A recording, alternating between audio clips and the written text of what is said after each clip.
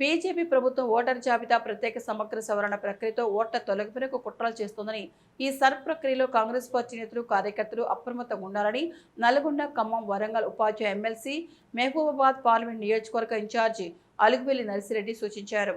మహబూబాబాద్ జిల్లా కేంద్రంలోని PSR convention హాల్లో ఓటర్ జాబితా ప్రత్యేక సమగ్ర సవరణ ప్రక్రియపై బూత్ లెవెల్ స్థాయి నేతలకు తెలంగాణ ప్రదేశ్ కాంగ్రెస్ కమిటీ ఆధ్వర్యంలో దృశ్య శ్రావణ మాధ్యమం అవగాహన సదస్సులో ఆయన ముఖ్య అతిథిగా హాజరై మాట్లాడారు. సున్నితమైన అంశాలతో రాజకీయాలు చేయడం సరికాదన్నారు. పశ్చిమ బెంగాల్, బీహార్, తమిళనాడు రాష్ట్రాల్లో ఓట్లు అక్రమంగా తొలగించారని ఆరోపించారు.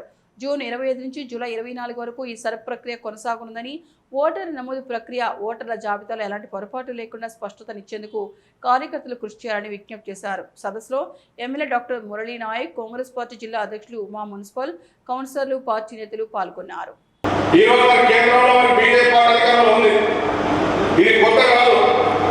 ఎలక్షన్ జరగడం